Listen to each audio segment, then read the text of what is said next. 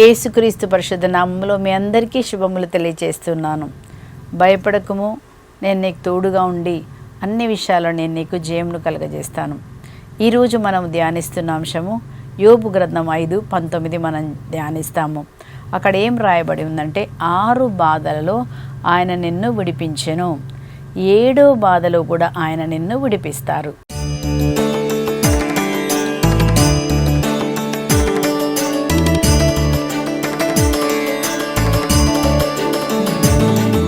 ఆరు బాధల్లో దేవుడు నిన్ను విడిపించెను అనగా అర్థం ఏంటి అంటే, అనేక సార్లు మన జీవితంలో వేదన, బాధ, దుఃఖం వచ్చినప్పుడు, మనం ప్రార్థన చేసినప్పుడు, మనం మొరపెట్టినప్పుడు దేవుడు విడిపించారు. అదే దేవుడు నీకు 7వ బాధ కలిగినా విడిపించెను. అంటే మనం ఏం నేర్చుకుంటున్నామంటే, మన జీవితంలో సమస్యలు వస్తాయని యేసుప్రభువే చెప్పారు. యోహాను సువార్త 16:33లో యేసుప్రభు ఏమన్నారు? మీరు ఈ లోకంలో కష్టంల పాలవుతారు, మీరు ఈ లోకంలో అనేకమైన కష్టములు వస్తాయి, కానీ ధైర్యం వహించండి, నేను ఈ లోకంను జయించి ఉన్నాను. అంటే ఈ లోకంలో అనేకమైన శ్రమలు ప్రతి మనిషి కంట పుట్టినప్పటి నుంచి చనిపోయే వరకు ఎంత డబ్బున్నా, ఎంత ఆరోగ్యం ఉన్నా ఏదో ఒక సమస్య తప్పకుండా మనిషిగా పుట్టిన ప్రతి ఒక్కరికి ఒక సమస్య ఉంటుందండి. కొంతమందికి డబ్బు ఉండొచ్చు, కానీ ఒంటరితనం ఉండొచ్చు, లేకపోతే డబ్బు ఉండొచ్చు, సంతోషం లేదేమో, డబ్బు ఉండొచ్చు, ఆరోగ్యం లేదేమో, లేకపోతే కొంతమందికి అప్పు సమస్య, కొంతమందికి పిల్లల సమస్య, కొంతమందికి వ్యాపారంలో సమస్య, కొంతమంది ఇంటిలోనే భార్యాభర్తల సమస్య. ఇవన్నీ కూడా ఏదో ఒకటి మన జీవితంలో ఒకటి ద్వారా ఒకటి వస్తుంది. అయితే ఈ సమస్యల్లో ప్రభు మనకేం నేర్పిస్తున్నారంటే, మీరు ధైర్యం వహించండి, నేను ఈ లోకాన్ని జయించాను. కాబట్టి ఏం చేయమన్నాడు? కష్టములో అంట మీరు ఓర్పు కలిగి ధైర్యంగా ఉండండి, తప్పకుండా దేవుడు మీకు విజయంను కలిగిస్తాడు. ఏ శ్రమ కూడా మనకి మించి రాలేదంట. ఏ శ్రమ కూడా నిన్ను కృంగదీయడానికి కాదు, ప్రతి శ్రమలో నుంచి దేవుడు నీకు విడుదల కలగజేస్తాడు. ఇది దేవుడు పరిశుద్ధ గ్రంథం మనకు నేర్పిస్తుంది. కాబట్టి ఏ శ్రమలో ఉండి ఈరోజు దివ్యవాణి టీవీని చూస్తున్నావో, ఏ శ్రమలో ఉండి ఈ వాక్యాన్ని వింటున్నావో, ఎక్కడ కృంగిపోయి వింటున్నావో, అనారోగ్యంతో ఉండి వింటున్నావో, ఏం చేయాల ప్రభా, ఈ పిల్లలతో, ఈ భర్తతో నా వల్ల కాదు అని వింటున్నావో, కృంగిపోయి వింటున్నావు, ప్రభు నీతో చెప్తున్నారు, భయపడకు, వెరవకు, నేను నీకు తోడుగా ఉంటాను, నేను శాశ్వతమైన ప్రేమతో నేను ప్రేమించాను, బయటపడే మార్గం నేనే మీకు చూపిస్తాను. యేసు ప్రభు సాతాను కృత్యములు లయపరచడానికే ఈ లోకానికి వచ్చారని 1 యోహాను 3:8లో మనం చదువుతున్నాం. కాబట్టి యేసు ప్రభుని మనం ఆశ్రయించినప్పుడు ఆయన ప్రతి రకమైన బంధకాల నుంచి, భయం నుంచి ఆయన మనకు విడుదల కలగజేస్తారు. అందుకే మనం చదువుతున్నాం, యోబు 5:19లో అంటున్నారు, ఏమన్నారు? 6 బాధలలో ఆయన నిన్ను విడిపించెను, 7వ బాధ నుంచి కూడా ఆయన నిన్ను విడిపించెను. అంటే అనేకమైన కష్టాలు వస్తాయి. 6 బాధల్లో విడిపించిన ఎబినేజరే, ఇంతవరకు తోడుగా ఉన్నావు, ఇంతవరకు కార్యం చేసావయ్యా కదా. అవునా కాదండి? ఎన్ని కష్టాలు వచ్చి ఉండొచ్చు మన జీవితంలో. చదివేటప్పుడు ఒక బాధ, పెళ్ళైనప్పుడు ఒక బాధ, పిల్లలు ఉన్నప్పుడు ఒక బాధ కదండి, తర్వాత ఉద్యోగంలో ఒక బాధ, రకరకాలుగా పిల్లలకి ఏదైనా డబ్బు చేసి వాళ్ళు డాక్టర్లు అన్నారు ఇంకా తగ్గదన్నప్పుడు ఎంత బాధ ఉంటుందండి కదా. సో ఒక బాధ, హృదయం కోత అంటారు కదా. ఇలాంటివన్నీ మన జీవితంలో జరిగినప్పుడల్లా ఎన్నిసార్లు మనం ప్రార్థించాము కదా. ఎన్నిసార్లు ప్రార్థించినప్పుడు శత్రువులు నీ మీదకి నేను మిస్అండర్స్టాండింగ్ జరిగి కొట్లాటలు జరిగినప్పుడు ఎంతో కన్నీటితో ఏడ్చుంటావు, దేవా ఈరోజు నాకు సాయం చేయి ప్రభా. ఉద్యోగం రానప్పుడు ఏడ్చుంటావు, ఉద్యోగం పోయినప్పుడు ఏడ్చుంటావు, రోగం వచ్చినప్పుడు ఏడ్చుంటావు. ఈ అన్ని విషయాలలో దేవుడు ఏం చేశారండి మనకి? ఆయన నువ్వు ఏడ్చినప్పుడల్లా, మనం మొరపెట్టినప్పుడల్లా ఆయన ప్రతి ఒక్క మొరను విని ప్రతి ఆపద నుంచి కాపాడిన దేవుడు. ఆయన పేరు ఎబినేజరే, ఆయన తోడుగా ఉంటాడు. నువ్వు నీటిలో నడిచినా, అగ్నిలో నడిచినా నేను నిన్ను వదిలిపెట్టను, నేను నీకు తోడుగా ఉన్నా. ఆయన పేరు తోడు. కానీ మనమే అప్పుడప్పుడు మర్చిపోతాం. ఎందుకు? మనం ప్రార్థన చేయము, వాక్యం చదవము. వాక్యం విన్నప్పుడే మనకు విశ్వాసం కలుగుతుంది. అందుకే వాక్యం వినాలా కదండి. దివ్యవాణిలు ఎంత చక్కగా, ఫాదర్ గారు ఎంత చక్కగా మనకి వాక్యము, అలాగే మరి ప్రార్థన కూటములు, ఉపవాస ప్రార్థనలు, హీలింగ్ ప్రార్థనలు ఇవన్నీ జరుగుతున్నాయి. ఇవన్నీ కూడా మనం వినేం చేయాలి? మన విశ్వాసాన్ని బలపరుచుకోవాలి. ఇవన్నీ బలపరుచుకోవడానికే. కాబట్టి ఇక్కడ ఏం చూస్తున్నాం? ప్రతి సమస్య నుంచి దేవుడు మనకి విడుదల కలుగజేస్తారని వాక్యంలో మనం చదువుతున్నాం. అనేకమైన కష్టాలు వస్తాయి, కానీ వాటన్నిటి నుంచి దేవుడు విడిపిస్తారు. ఈరోజు మనము 3 అంశాలు మనము పరిశుద్ధ గ్రంథం నుంచి చూద్దామండి. మొదటిగా మనం ఇజ్రాయెల్ ప్రజల్ని మనం చూద్దాం. దేవుడు మొదటిగా ఇజ్రాయెల్ ప్రజలు ఐగుప్తులో వారు మొదలుపెడతారు, దేవా మమ్మల్ని ఈ యొక్క దాసాధ్యక్షుల నుంచి విడిపించండి. మమ్మల్ని రోజు హింస పెడుతున్నారు. మనం కూడా అడుగుతాం ఆఫీస్లో, ప్రవ్వా హింస పెడుతున్న ఆఫీసర్ని మార్చయ్యా, హింస పెడుతున్న నా భర్తను మార్చయ్యా, హింస పెడుతున్నా లేకపోతే అత్త అన్నారో లేకపోతే తోడుకోడలో ఎవరో ఒకరు కదండి, మనం కూడా ఇతరులను పెడతాం కదండి. సో అట్లాగే దేవా ఈ హింస నుంచి నాకు విడుదల దయచే, నేను తట్టుకోలేకపోతున్నాను, నా వల్ల అయితలేదు ప్రభా అని మనం ఎప్పుడైతే దేవుడి దగ్గర మొరపెడతామో, ఆ ఇజ్రాయెల్ ప్రజల్ని దేవుడు ఏం చేశారు, వారి మొర విని నిర్గమకాండ 3:7 మనం ఏం చదువుతామంటే, వారి మొర దేవుడి చెవిలో వినపడి వాళ్ళని ఇనుప సంఖ్యల నుంచి, అంటే ఆ భయంకరమైన హింస పెడుతున్నటువంటి వ్యక్తుల నుంచి, హింస పెడుతున్న దురాత్మలు కదండి, వాటన్నిటి నుంచి విడిపించడానికి దేవుడు దిగి వచ్చి ఏం చేశారంటే అండి, వాళ్ళని విడిపించారు. విడిపించడమే కాదు, అక్కడి నుంచి ఎక్కడికి తీసుకెళ్లారు, విడిపించి వాళ్ళని ఆ యొక్క కానాది వాగ్దాన భూమికి నడిపించడానికి బయటకు వచ్చేసారు. ఎంత సంతోషం కదండి. భయంకరమైనటువంటి బానిసత్వం నుంచి వారికి విడుదల కలిగింది. ఇంకా అనుకున్నారు అన్నీ అయిపోయింది, హాయ్. మన జీవితంలో కూడా అనుకుంటాం, అమ్మయ్య ఈ సమస్య పోయింది అనుకుంటాం కదండి. కానీ చూడండి, మొదటి సమస్య అయిపోయింది, బయటకు వచ్చారు. కానీ ఎక్కడొచ్చారు వాళ్ళు, ఆ యొక్క ఎర్ర సముద్రం దగ్గర వాళ్ళు వచ్చినప్పుడు అప్పుడు ఏం జరుగుతుంది, వెనక నుంచి ఫరో రాజు గుర్రములు సైన్యములతో వాళ్ళని ఎదిరించడానికి వస్తున్నాడు. మన జీవితంలో కూడా అలాగే జరుగుతాయి. కొంచెం ముందుకు వెళ్తున్నామంటే ఏదో ఒకటి ఎక్కడి నుంచో ఇంకొక సమస్య వస్తుంది కదా. సో అలాంటి సమస్య వచ్చినప్పుడు ఇక్కడ ఏం చేస్తున్నారు, వాళ్ళు శత్రువులు తరుముతున్నారని చెప్పి భయపడి పారిపోదాం అనుకుంటారు. పారిపోయి ముందుకు పారిపోవడానికి అంతా సముద్రమే, ఇంకెక్కడ లేదు, ఎక్కడ పారిపోలేదు. ముందుకు వెళ్తే అంతా సముద్రం చిన్నగా ఉండదు కదండి, చాలా పెద్దగా ఉంటుంది. ఎక్కడ పోయినా సముద్రమే. ఎనిక్కిపోతే శత్రువులు, ఏం చేయాలా అర్థం కాలేదు కదండి. అలాంటి పరిస్థితుల్లో దేవుడు వాళ్ళని వదిలిపెట్టారా? రెండో శ్రమ వచ్చింది, వదిలిపెట్టారా? కాదు. అప్పుడు ఏమన్నాడు దేవుడు మోషేతో, మోషేను ఎందుకు ఏడుస్తున్నారు మీరు, నీ కర్ర చాపు. అలా ఏ విధంగా దేవుడు అన్నాడు, ఇదిగో ఈ మొదటి విశ్వాసం ఎలా ప్రార్థించావు, ఇప్పుడు కూడా మరొకసారి నువ్వు ప్రార్థన చేయి, మరొకసారి దేవుని దగ్గర మొరపెట్టు, ఆయనను ఆశ్రయించు, తప్పకుండా నీకు విడుదల కలుగుతుంది. ఎప్పుడైతే మోషే ప్రార్థన చేశాడు, ఏం జరిగిందంటే కర్ర సాపగానే ఎర్ర సముద్రం రెండుగా చీలిపోయిందంట. అదేవిధంగా మన జీవితంలో మనం కూడా ప్రార్థన చేసినప్పుడు దేవుడు ఆ రెండో శ్రమ నుంచి కూడా ఆయన విడిపిస్తారు. మూడో శ్రమ వచ్చినా విడిపిస్తారు, 4 వచ్చినా విడిపిస్తారు. అంటే మనం ఏం నేర్చుకోవాలి, నా శ్రమలన్నిటిలో దేవుడు నాకు తోడుగా ఉండెను కదా. దావీదు రాజు అందరికంటే చాలా ముఖ్యమండి. ఆయన కీర్తనలో రాస్తాడు, నా శ్రమలన్నిటిలో నేను నా దేవుణ్ణి ఆశ్రయించగా, నేను మొరపెట్టగా దేవుడు నా మొరలు విని నా శ్రమలన్నిటి నుంచి నాకు విడుదల కలుగజేశాను. కీర్తన 34:4 రాస్తాడు. ఎంత బాగుంటుందంటే కీర్తన 46:1 అంటాడు, నేను ఆపదలో మొరపెట్టగా దేవుడు నా మొర విని నా వేదనలన్నిటి నుంచి నన్ను విడిపించారు. 1 కాదు 2 కాదు, ఎన్నో వేదనలు. కాబట్టి దేవుడు ఏం చేస్తారని అన్ని వేదనల నుంచి ఈరోజు మనకు విడుదల కలుగజేస్తారు. కాబట్టి భయపడకు. శ్రమ వెంట శ్రమ వస్తుందా, వేదనంట వేద వస్తుందా, చికాకు వస్తుందా, వాటన్నిటి నుంచి విడిపించేవాడు దేవుడే. ఆయన పేరు సర్వశక్తిమంతుడైన దేవుడు. నేను విడిపించువాడు నేనే. మన దేవుడు ఏం చేస్తాడు, ఆయన విమోచిస్తాడు. ఇక్కడ చదువుతున్నాము యోబు గ్రంథం 5:20 కరువు కాలంలో ఆయన నిన్ను చావు నుండి కాపాడతారు. ఒక్కోసారి కరువు వస్తుంది. కరువు అంటే మన జీవితంలో తెలుసు, అనారోగ్యమైన ఒక కరువు, ఉద్యోగం లేని కరువు, ఏదో ఒక కరువు, మనశ్శాంతి, ఇవన్నీ కూడా కదా. అలాంటి సమయంలో కూడా దేవుడు ఏం చేస్తారంటే నిన్ను చావు నుండి కాపాడతాడు. యుద్ధ కాలంలో ఖడ్గం నుంచి నిన్ను తప్పిస్తాడు. ఎక్కడెక్కడ ఏ యుద్ధాలు మనసులో ఎక్కడెక్కడ నీ పైన వస్తున్నాయి, వాటన్నిటి నుంచి ఆ కత్తి నీ మీద పడకుండా, అంటే ఇతరుల మాటలు నీ మీద పడకుండా దేవుడు ఏం చేస్తారు, ఇతర మోసాలు, ఇతర చూపులు అవన్నీ నీ మీద పడకుండా, తంత్రాలు మంత్రాలు నేను తాకకుండా ఖడ్గంలో నుంచి నేను తప్పిస్తానని ప్రభు చెప్తున్నారు. ఇంకేమన్నాడు, కొండెములు చెప్పువాని నుండి కూడా నిన్ను రక్షిస్తారంట. ఎవరెవరైతే నీ మీద అబద్ధ నిందలు మోపుతున్నారో, నీ గురించి చెడ్డగా మాట్లాడుతున్నారో, వారి నీరు తాకకుండా ఆయన కాపాడతారంట. దీనికి అంతటికీ కారణము సాతానే, మనుషులు కాదండి. కాబట్టి మనం ప్రార్థన చేసినప్పుడు, మీరు పోరాడేది ఎవరితో, రక్తమాంసంతో ఉన్న శరీరదాలుగా దురాత్మలు కనుక మీరు ప్రార్థన చేసినప్పుడు దేవుడు ఏం చేస్తారు, దేవదూతలను పంపించి ఆ దురాత్మలను బంధించి మనకు విడుదల కలుగజేస్తారు. కాబట్టి మనం ప్రార్థన చేయాలి, యేసు రక్తంలో మనం కడుక్కోవాలా, దేవుని సన్నిధిలోకి మనం రావాలా. మనం పోరాటంలో ఉన్నాము కాబట్టి దేవుడు అంటున్నాడు, 6 బాధల్లోంచి విడిపించిన దేవుడు 7వసారి కూడా నేనే మిమ్మల్ని విడిపిస్తాను. నమ్మకమైన దేవుడు అండి, వదిలిపెట్టాడు మనల్ని చివరి వరకు. ఆయన అంటున్నాడు, చివరి వరకు నేను నిన్ను కాపాడుతాను. రెండో వ్యక్తిగా చూద్దాం. చాలా ముఖ్యమైన వ్యక్తి ఎవరు, దావీదు రాజు కదా. సో దావీదు రాజుకి ఎన్ని కష్టాలు వచ్చాయో కీర్తనలన్నీ చదువుతుంటే మనకు అర్థమవుతుందండి. అందుకే ఏమని చెప్తాడు కీర్తనలో 34:18 దావీదు రాజు అంటాడు, నీతిమంతునికి అనేకమైన కష్టాలు వచ్చును. ఒక్కటి కాదంట, అనేకమైన కష్టాలు.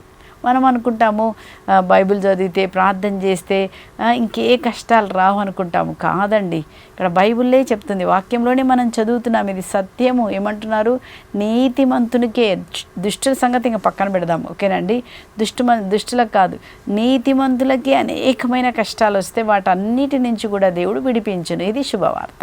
అనేకమైన కష్టాలు వస్తాయి, కానీ కష్టాలన్నిటిలో నుంచి నిన్ను విడిపించే దేవుడు సజీవమైన దేవుడు. మనకు విడుదల కలుగజేస్తాడు, మనకు తోడున్నాడు. ఇజ్రాయెల్ ప్రజలు ఏమంటారండి? నిర్గమకాండంలో వాళ్ళు అంటున్నారు కదా, ఏమంటున్నారు? యుద్ధము యెహోవాదే. దావీదు కూడా అలాగే చెప్తాడు. హల్లెలూయా.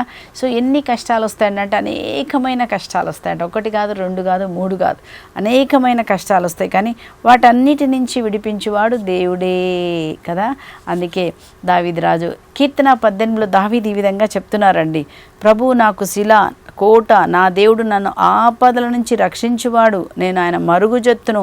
ప్రభువు నాకు దుర్గము, డాలు, రక్షణ సాధనము, ఆశ్రయస్థానము. నేను ప్రభువునకు మొరపెట్టగా ఆయన నన్ను శత్రువుల నుంచి కాపాడెను. ఆయన స్తుతింపదగినవాడు. ఎన్ని కష్టాలు చెప్తున్నాడు చూడండి. మృత్యులోక తరంగంలో నన్ను చుట్టెను, అధోలోక ప్రవాహంలో నన్ను భయపెట్టెను. ఒంటరితనము, వేదన, బాధ అన్నీ నన్ను భయపెట్టాయి. పాతాళ పాశంలో నన్ను చుట్టుకొనెను, మృత్యు బంధకంలో నన్ను పెనవేసుకున్నాయి. వేదన, ఎన్ని బాధలంట, కానీ నా ఆపదలో నేను దేవునికి మొరపెట్టి తిని. తన దేవాలయంలో దేవుడు నా మొర విని నన్ను కాపాడెను. ఆపత్కాలంలో దేవుడు తన ఆలయంలో మనల్ని దాచిపెట్టి మనల్ని కాపాడుతాడు. శత్రువు నుంచి మనల్ని కాపాడే దేవుడు కనుక మనము కూడా అలాగా ఏం చేయాలండి? దేవుణ్ణి మనము ఆశ్రయించాలి. ఇప్పుడు మనం దావీదుకి రాసిన 4 కష్టాలు మనం చూద్దాం. ఎలాంటి యుద్ధాలు, పోరాటాలు ఆయనకు జరిగినాయి. మొదటిగా మనం చూసినాము, ఎక్కడున్నాడు దావీదు రాజు అంటే, ఆయన మొదటిగా దావీదుగా ఉన్నప్పుడు వాళ్ళ డాడీ వాళ్ళని ఎక్కడ పెట్టారు? ఆయన తండ్రి ఆయనని గొర్రెల కాపరిగా పెట్టాడు కదండి. వారందరు ఇంట్లో ఉన్నారు, ఈయనకొక్కడిని గొర్రెల కాపరి. అనుకోవచ్చు కదా, మా అన్నలందరూ మంచిగా ఇంట్లో ఉన్నారు, చదువుకుంటున్నారు, నన్ను ఒక్కడినే పెట్టాడు మా డాడీ, వాళ్ళని కూడా పంపించచ్చు కదా, నేను ఒక వారం వాళ్ళొక వారం చేయొచ్చు కదా అని మనసులో ఒక కృంగుదల కూడా రావచ్చండి. కానీ మరి దావీదు ఏం చేస్తున్నాడు? చిన్న పిల్లవాడిగా ఉన్నప్పుడు వాళ్ళు అవన్నీ కూడా మనసులో తీసుకోకుండా ఆయన దేవుణ్ణి స్తుతించడం మొదలుపెట్టాడు.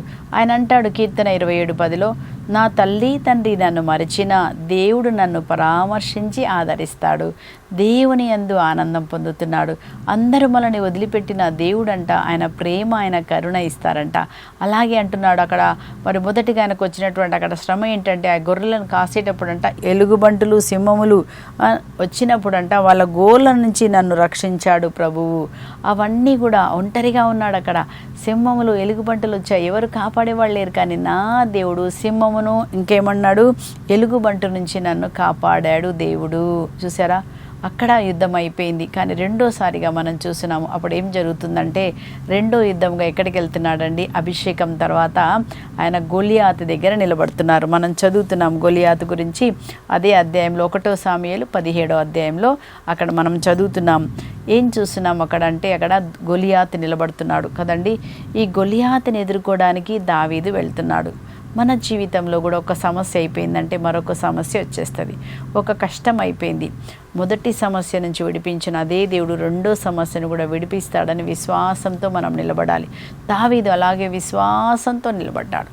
అక్కడ నిలబడి అక్కడ మనం చూస్తున్నాము, గొలియాతు ఏం చేస్తున్నాడు? దావీదుని చూసి ఆయన చిన్న చూపు చూసి, నువ్వేం నన్ను చేయగలవు అని ఏం మాట్లాడుతున్నాడు? చిన్న చూపు చూసి, నువ్వు పనికి రానివాడి, నువ్వు చిన్నవాడి, నువ్వేం చేస్తావు, నువ్వేం చేయలేవు, నేను చంపేస్తా అంటున్నాడు గొలియాత్ కదండి. అలాగే మన జీవితంలో కూడా మనని చూసి అనేక మంది అనుకోవచ్చు, మేమేం చేస్తావు, నువ్వేం చేయలేవని. కానీ ఇక్కడ చూడండి, దావీదు ఎలా గొలియాతుని గెలుస్తున్నాడంటే తన విశ్వాసపు మాటల ద్వారా. భయపడలేదు. ఏం చేస్తున్నాడు? ఆయన ఏమంటున్నాడో మనం చదువుతున్నామండి 45వ వచనంలో, 1 సాముయేలు 17:45లో ఆయన ఏమన్నాడు చూడండి. నీవు కత్తి, ఈటే బాకుకొని నా మీదికి వచ్చితివి, కానీ నేను సైన్యములకు అధిపతి అయిన యావే పేర ఎవరి పేరు అంటున్నాడు చూడండి, నేను ఈరోజు నేను ఆ విధంగా నువ్వు కత్తే ఈటే బాగుతో వచ్చావేమో కదా. కొంతమంది వాళ్ళు పెద్దలతో వస్తారు, లేకపోతే కొంతమంది వాళ్ళతో వస్తారు, కానీ మనమైతే దేవుడు అన్నాడు, కానీ నేనైతే నా తోడు ఎవరున్నారో తెలుసా, సైన్యములకు అధిపైన యెహోవా నా తోడు ఉన్నాడు. నేను ఎవరనుకున్నావు, నేను దేవునితో కనెక్షన్, నిబంధనలో ఉన్న బిడ్డను, నిబంధన లేని బిడ్డను నన్ను ఏమి చేయగలవు. అలాగే సాతానుతో కూడా అనేక రకాలుగా శోధిస్తున్నటువంటి ప్రతి దురాత్మతో మనం కూడా చెప్పాలి, నువ్వేం చేయగలవు, నన్ను యేసు రక్తంలో కొనబడిన బిడ్డ, నన్ను ముట్టలేవు నువ్వు. నేను పాపం చేస్తే నేను దేవుడి దగ్గర క్షమాపణ అడిగినప్పుడు యేసే నన్ను రక్తంలో కడుగుతాను, నువ్వు నా మీద అధికారం ఉండలేవు అని పలికాడంట. ఇంకేమన్నాడు చూడండి 47వ వచనంలో, ఇక్కడ కుమ్ముకూడిన దండులను యావే కత్తి బల్యం వలన జయము కలగజేయడు, కానీ దేని వల్ల కలగజేస్తాడంటండి. చూడండి అక్కడ ఏమంటున్నాడు, యుద్ధము యావేదే, కత్తి వల్ల కాదు, దేవుడే నా తరపున యుద్ధం చేస్తాడు. అలాగ మనం కూడా చెప్పాలండి, నా దేవుడు నా తరపుగా ఉన్నాడు, దేవుడు నా తరపున పోరాడి నన్ను ఇదిగో శత్రువుల చేతి నుంచి, బంధకాల నుంచి, భయం నుంచి, నిరుత్సాహం నుంచి, రోగం నుంచి నన్ను విడిపిస్తాడు. యుద్ధము యెహోవాదే. మనం చెప్పాలా, దేవా నువ్వే నా తరపున యుద్ధం చేయి, నా పిల్లలను, ఆ దేవుడు అంటాడు, నేను నీ తరపున యుద్ధం చేసి నీ పిల్లలతో నేనే రక్షిస్తాను, నీ పిల్లల్ని హింసించే వారితో నేను పోరాడి నీ పిల్లల్ని నేను కాపాడుతాను. మన దేవుడు తండ్రి, మనని కాపాడే దేవుడు అండి. చూసారా, రెండోసారి మరి ఆయనకి విజయం కలగజేశారు. మూడోసారిగా మనం చూస్తున్నాము, మరి దావీదు రాజు సౌలు రాజు దగ్గర పనిచేయడానికి అక్కడ రాజభవనంలోకి వెళ్తాడు. ఆయన కొలువు దగ్గర ఉంటాడు, ఆయన కింద ఉంటాడు. కానీ అక్కడ ఏం జరిగింది మనం చదువుతున్నాం. 1 సాముయేలు 18వ అధ్యాయంలో అక్కడ మనం 7 నుంచి 8 వచనాలు మనం చదివినప్పుడు అక్కడ ఏమవుతుందంటే, వాళ్ళు యుద్ధానికి వెళ్తారు. యుద్ధంలో గెలిచి వచ్చినప్పుడు అక్కడ ఉన్న స్త్రీలు పాటలు పాడారంటే ఏమన్నారంటే, సౌలు అయితే 1000 మందిని చంపాను, కానీ దావీదు 10,000 మందిని చంపెను అని వాళ్ళు పాట పాడినప్పుడు అంట, సౌలు రాజుకి అది నచ్చలేక ఆ మాట విన్నప్పుడు అసూయ, చూడండి అసూయ అంటే ఎలాంటిదంటే ఎముకల్లో కుళ్ళు లాంటిది. అంటే తను రాజు కానీ తన కింద పనిచేస్తున్న దావీదుని వాళ్ళు ఏమంటున్నారంట, సౌలు రాజు అయితే 1000 మంది, కానీ దావీదు 10,000 మందిని చంపెను కదండి. మనం కూడా ఒక్కొక్కసారి మనం పని చేసే దగ్గర నీకంటే ఆమెకు ప్రమోషన్ వచ్చిందన్నప్పుడు అసూయ వస్తుందా మనకి? ఆ అసూయను వెంటనే దేవునికి సమర్పించాలి. ఎవరినైనా హెచ్చించడం దేవుడి ఇష్టం, అది ఎవరిని హెచ్చిస్తారో అది మనం దేవునికి మహిమ చెప్పాలి. ఎప్పుడు కూడా మన కుటుంబంలో ఉన్న వారి మీద కానీ, మన తోడుకోడలు ఉండొచ్చు, ఎవరి మీదైనా కానీ, ఎక్కడైనా కానివ్వండి, మనకేముండకూడదంటే అసూయ రాకూడదు. అయ్యో నాకంటే వాళ్ళు పైకి పోతున్నారే, నాకంటే అందరు వాళ్ళనే మెచ్చుకుంటున్నారే, అట్లా ఉండకూడదంట. ఏమనాలండి, రాకుండా ఆ అసూయ నీలో రాకుండా సమర్పించాలి. ప్రభా నిజమే నాకు అసూయ వస్తుంది, తీసేయండి ప్రభా, నేను నిజంగా ఆమెను మనం ఏం చేయాలంటే అప్రిషియేట్ చేయాలా, నిజంగా చాలా మంచిది ప్రభా, ఆమెకు మంచి పేరు వచ్చింది, దేవునికి మహిమ కలుగును గాక, ఇంకా ఆమెను దీవించండి అని మనం ఎప్పుడైతే అలా ప్రార్థన చేసినప్పుడు అసూయ నీలో నుంచి వెళ్ళిపోయినప్పుడు దేవుని సన్నిధి వస్తుంది. అప్పుడు ఏం చేస్తున్నాడంట సౌలు, చూడండి ఏం చేస్తున్నాడంటే, అప్పటి నుంచి అంట ఆ సౌలులో దుష్టాత్మ వచ్చి ఏమంటున్నాడంటండి, ఆయనను ఎలాగైనా చంపాలి. సౌలు అంటే ఏం చేస్తున్నాడు, రెండోసారి చూడండి 3వ యుద్ధం దావీది కదా, సౌలు చేతిలో ఈటె గలదు, దానితో అతడు దావీదిని పొడిచి గోడకు గుచ్చవలేనని అతనిపై ఈటె విసిరారంట. చూసారా, తింటున్నారు, ఒకసారి డైనింగ్ టేబుల్ దగ్గర ఉంటారు, ఇద్దరు తింటుంటారు, సడన్గా దురాత్మ సౌలులో వచ్చేసింది. ఎప్పుడెందుకు? అసూయ కోపం ఒక మనిషిలో ఉన్నప్పుడు ఎప్పుడు ఏం చేస్తారో అర్థం కాదండి. సో ఎవరిని మనం ఎట్లా ఎగబడతామో, ఒక మనిషిని చూడగానే కోపం వచ్చేస్తుంటుంది. అది భర్త మీద ఉండొచ్చు, ఎవరి మీదనో మనకు తెలియదండి. కాబట్టి ఇది మనం గమనించుకోవాలి. ఇది ఒక దురాత్మ, అసూయ, కోపం, మన్నించలేనితనము. కొంతమంది అన్న మాటలు లోపలుండి వాళ్ళని చూడగానే మన ముఖం మారిపోతుంది. దేవా ఇట్లాంటి వాటి నుంచి నన్ను తప్పించమని మనం ప్రేయర్ చేయాలి.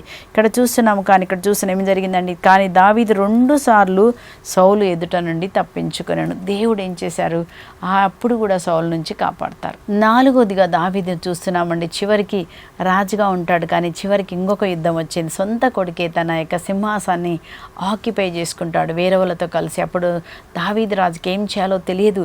కొడుకు తనను వచ్చి చంపుతాడేమని, సొంత కొడుకు చంపుతాడేమోనని ఆ సింహాసనం వదిలిపెట్టి అట్లనే పరిగెడతాడు. చెప్పులు లేకుండా రాజు పరిగెట్టినట్టుగా మనం చూస్తున్నామండి. అలాగ మన కుటుంబం నుంచి కూడా మనకు అనేకమైన నిందలు, కొట్లాటలు, మిస్అండర్స్టాండింగ్స్ వస్తాయి. కానీ వాటన్నిటిని ఎలా మనం జయించాలి? సౌలు రాజు ఏం చేస్తాడు తెలుసా అండి, తను క్షమిస్తాడు. అని అంటాడు, క్షమిస్తాడు. తర్వాత అబ్షాలోం చనిపోతే ఏడుస్తాడు, అయ్యో కదండి. ఎవరైనా కానీ మనం ఏం చేయాలంటండి, ప్రతి ఒక్కరిని కూడా మనం క్షమించి వారి కోసం ప్రార్థన చేసినప్పుడు దేవుడు మన జీవితంలో ఆశీర్వాదాన్ని ఇస్తారు. ఆ విధంగా దేవుడు దావీదు రాజు అదే చెప్తాడు, ఏమంటాడు, నాకు అనేకమైన కష్టాలు వచ్చినాయి కానీ వాటన్నిటి నుంచి దేవుడు విడిపించాను. మన దేవుడు అనేక కష్టాలు వస్తాయి కానీ మనం ఏం చేయాలి, మనము ఇతరులకి సౌలు రాజును కూడా సౌలు రాజును చంపనంటాడు. ఆయన అభిషేకించిన వ్యక్తి నేను ముట్టుకోను. మనం కూడా మనం హింసించిన వారిని మనం ముట్టుకోకుండా, వాళ్ళ మీద నిందలు వేయకుండా, దేవా వాళ్ళు అభిషేకించిన వాళ్ళు నువ్వే కాపాడు ప్రభు అని అడిగినప్పుడు దేవుడు మన తరపున ఆయన యుద్ధం చేస్తారు. కాబట్టి మనం ఏం చేయాలి, దేవునికి సమర్పణ కలిగి మనం మాటకు మాట దూషణకు దూష అనకుండా దేవుణ్ణి ఆశ్రయించినప్పుడు దేవుడు చేస్తారు. మనము మూడో వ్యక్తిగా మనం చూద్దామండి, అన్నిటికంటే నూతన నిబంధనలు ఎక్కువ శ్రమలు అనుభవించిన వ్యక్తి పౌలు గారు కదా. ఎన్ని శ్రమలు అనుభవిస్తాడు మనం చూస్తున్నాం, ఎన్ని కష్టాలు, ఒకటి కాదు రెండు కాదు. మనం చదువుతాము 2 కొరింథీ 11వ అధ్యాయంలో 24వ వచనం నుంచి మనం చదివినప్పుడు అక్కడ ఎన్ని కష్టాలు ఆయన అనుభవిస్తాడు. 24 నుంచి 30 వరకు మీరు చదవండి, ఒకటి కాదు. మరి పౌలు గారు అంత అద్భుతాలు, అంతగా దేవుడు మాట్లాడారు, దేవుడే అతన్ని మాట్లాడారు, ఎంత అభిషేకించారు. మరి ఆయనకి ఎందుకు కష్టాలు వచ్చాయి? ఇక్కడ ఏం చెప్తున్నాడు, అన్ని కష్టాలు వచ్చాయి కానీ అన్నిటి నుంచి దేవుడు కాపాడారు. ఇక్కడ మనం చదువుతున్నాం 5 మార్లు యూదుల వల్ల 39 కొరడా దెబ్బలు, ఒకటి కాదు రెండు కాదు, 5 సార్లు తీసుకెళ్ళి కొట్టారంటే, ఒక్కసారి కొడితేనే 39 కొరడా దెబ్బలు భరిస్తామండి. కానీ అన్నిసార్లు ప్రతిసారి ఆయన వాక్యం చెప్పినప్పుడల్లా, స్వస్థత చేసినప్పుడల్లా ఆయనకు వ్యతిరేకంగా మాట్లాడారు. యేసుక్రీస్తు సువార్త చెప్పినప్పుడు ఇంకా ఏం జరిగిందంటే 3 మార్లు బెత్తంతో కొట్టారు, 1 మారు రాళ్లతో కొట్టాడు, 3 మార్లు ఓడ పలిగిన ప్రమాదంలో చిక్కుకున్నాడంట. 3 మార్లు, ఒక్కసారి కాదు. మనం అనుకోవచ్చు చాలాసార్లు, అవును దేవుడు నాతో ఉంటే ఎందుకు నా ఓడ నేను ప్రయాణం చేస్తుంటే ఓడ ఎందుకు పగిలిపోయింది, దేవుడు కాపాడాలి కదా అని మనం అనుకుంటాం కదండి. కానీ అన్ని కష్టాలు దేవుడు ఎందుకు ఇస్తారంటే మన విశ్వాసం బలపడడానికి. కష్టంలో ప్రభు ఏం చేస్తారంటే నలగొడతారంట. మళ్ళీ గర్వం లేకుండా నన్ను నలగొట్టి ఏం చేస్తాడు, మన ఆత్మను ఆయన రక్షిస్తాడు. ఇంకా ఏం చదువుతున్నాం చూడండి, 1 మారు రాత్రి పగలు నీటిలో ఉన్నాడంట. పెక్కు ప్రయాణంలో నేను వరద బాధితులకు, దొంగల బాధితులకు, తోడియూతులు, అన్యులు కలిగించిన అపాయములకు గురి అయ్యాను. అన్ని విషయాల్లో మనకి ఏం కలిగే అన్ని విషయాల్లో. అలాగే ఎవరు వెళ్ళారంటండి, స్నేహితుల వల్ల కూడా మనకి ఆపదలు వచ్చిందంటండి. తరచుగా పని, శ్రమ, నిద్ర కూడా లేదంట. పెక్కుమార్లు తిండి గుడ్డ దొరకలేదంట. మిగిలిన వాళ్ళు అట్లా చూశారండి, ఒకటి కాదు రెండు. వీటన్ని కష్టాలలో పౌలుకి ఏం చేశారు, దేవుడు విజయం ఇచ్చారు కదా. వీటన్నిటిని బట్టి ఆయన ఏమన్నాడు, ఎన్ని కష్టాలు కలిగినను దేవుడు నన్ను వదిలిపెట్టలేదు, వీటన్నిటిలో దేవుడు నాకు తోడుగా ఉన్నాడు, నన్ను కాపాడాడు, నన్ను రక్షించాడు. దేవుడే అన్నారు, భయపడకు పౌలు, నేను నీతో ఉన్నాను, నువ్వు తప్పకుండా కైసరు ముందు నిలబడాలా, నీకు ఏ ఆపద కలగదు, నేను నీకు తోడుగా ఉన్నాను కదండి. అన్ని కష్టాల్లో మనకి ఏదైతే పని ఇచ్చారో ఆ పని పూర్తయ్యే వరకు దేవుడు మనకు తోడుగా ఉంటారు. ఈరోజు ఏ కష్టం గుండా నువ్వు పోతున్నావు, ఏ వేదన గుండా నువ్వు పోతున్నావు, నువ్వు ఒక్కదాని అనుకోవద్దు, నాకు మాత్రమే శ్రమ వెనుక శ్రమ కాదు. శ్రమ వెనుక శ్రమ వచ్చిన వారిని దేవుడు ఇంకా అధికంగా నీకు నీ విశ్వాసం బలపడడానికి, రెండోది నువ్వు దేవుని పోలికగా మారడానికి దేవుడు ఏం చేస్తున్నాడు, శ్రమ ద్వారా ఎలగొడతాడంట. మంచిదే, శ్రమ వెనుక శ్రమ వచ్చినప్పుడు తగ్గించబడి వినయం వచ్చి పరలోకంలో మనం దేవునితో పాటు ఉంటాం, ఆయనకు మహిమ కలుగుతుంది. కాబట్టి ప్రతి శ్రమ వచ్చిన ఆయన విడిపిస్తారు. అదొక్కటి ధైర్యంగా విశ్వాసంగా ఉండండి. ప్రభు ఇంకా మీరు చూడండి, దేవుడి దగ్గర ప్రార్థించండి. ఏ విషయమైన కోపం, గర్వం అన్నీ తీసేసి అందరినీ మన్నించి ప్రార్థన చేసినప్పుడు దేవుడు ఆ శ్రమ నుంచి నిన్ను తప్పిస్తారు, నేను ప్రమోషన్ నీకు ఇస్తాడు. దేవుడు మన తరపున పోరాడుతున్నాడని మాత్రం జ్ఞాపకం చేసుకోండి. ఎన్ని శ్రమలు వచ్చినా వాటన్నిటి నుంచి ఆయన విడిపిస్తాడు. ప్రార్థన చేసుకుందాం. పరిశుద్ధుడమైన దేవా, ప్రేమ స్వరూపుడమైన తండ్రి, 6 బాధల్లోంచి నేను నిన్ను విడిపించేదను, 7వ బాధ కలిగినా నేను విడిపిస్తానని నమ్మకంగా ఉన్న దేవా, ఈరోజు ఏ శ్రమ గుండా, ఏ బాధ గుండా తట్టుకోలేకుండా తండ్రి, వేదన, బాధ, దుఃఖంలో ఉన్న ప్రతి ఒక్కరిని ఈరోజు ప్రభా మీరు బలపరచమని అడుగుతున్నాను. బయటపడే మార్గంను మీరు చూపించమని అడుగుతున్నాం.